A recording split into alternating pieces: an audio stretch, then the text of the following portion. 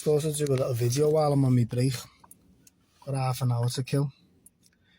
Yeah, so this video is just in relation to like anyone who's looking on coming off substances like the drug of their choice, whether that be like alcohol, weed, cocaine, any drug of your choice. Basically what it was, I was talking to this lad the other day by ours, speak to him from time to time, bump into him when I'm walking a dog. He remembers me from having a spliff. Now, he was saying he was looking on coming off the weed, he was struggling, things like that. He's done 6 months here off it there, relapse, got back on it, you know, so 9 months. Similar to myself, you know, I've done all that in the past myself, you know, this is the longest I've ever done off it now, 15 months, which I'm mentally over it now. But anyway, getting back to what I was saying is, what he was saying to me is he finds that it's hard when he frequents his mate's house and things like that, and, you know, when there's weed there in abundance, you know, it's hard not to. I had this same problem, and basically what I done, I had to like basically spend a lot of time on my own when I was first coming off the weed and things like that. And what you find then is your social circle will get smaller. You could be struggling getting off the drug of your choice. A lot of people can lose mates. What I found is a lot of people stopped contacting me when I was getting off the weed, and when I eventually got off it, you find out who your real mates are. And you know, I've still got a social life now. I can still go out for a scran and things and meet up with certain people and that. But I found I spent a lot of time on my own, and a lot of people can't deal with that. I mean, I can deal with being on my own. I learned how to cope with it. Actually, like spending a lot of time on my own. I've got the gym and things like that. A lot of people get stuck in their own negative thought pattern. That's an addiction in itself. You know, they're scared of being lonely, thinking like you could have created a situation for yourself through your addiction, whether that be alcohol, cocaine, weed, or whatever you're on, where you've lost relationships, lost a lot of friends, and you're sitting there depressed, and you could be like 2 months into getting sober, and you could be thinking, this is horrendous, this is terrible.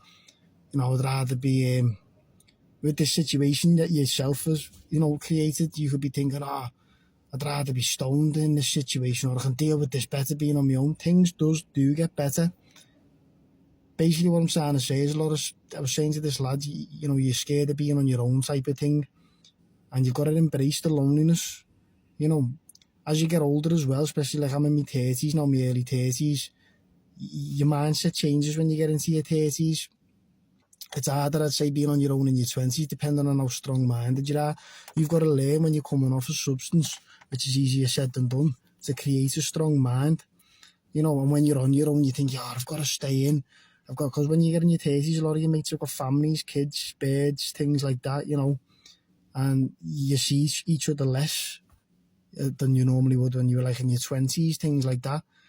You can't let solitude and loneliness overcome you. You've got to embrace it. Look at it as reflective time.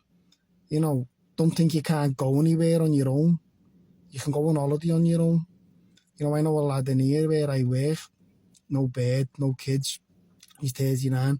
He goes to pictures on his own. Now, that might be weird to people, but who cares what people think? You've got to just do what makes you happy. You can't stop living your life because you're on your own type of thing. So what I'm trying to say is with this video, with like getting sober and with you not using drugs, your circle does become smaller. That's if you've created a circle where your mates are on drugs. And I've still got lads who phone me, or lads who can go for a scram with. Some of them still smoke. They're good lads, that's their choice. But you know, like I linked up with one of my mates there on Saturday. He was having a smoke. I'm able to like sit there and not take part in it now. I'm mentally over it. But for the first few months, you know, and you're trying to make a lifestyle change, you've got to just bear with it and get in and bear it, basically. It does get better. It gets easier as time goes on. But embrace being on your own. Overcome them negative thoughts. There's ways you can do things, you know. Get into your nutrition. I got into my nutrition. Cooking nice food. Journal. I'm not saying like write a diary, like do your diary or grip like that. Journal your life. You know, write down the positives and the negatives of things. Make plans, book a holiday for yourself. Go and see a boxing fight on your own. Go and see a footy game on your own. You can still do things on your own. Don't think that if you're lonely or you've lost mates through getting sober, that you have to be on your own. It's not the case. Anyway, I'm going on a bit. I better go and get a coffee in me. That's about the only drug I have now. Coffee. Water, coffee. That's all I'll drink. I'll probably have about 4 coffees a day.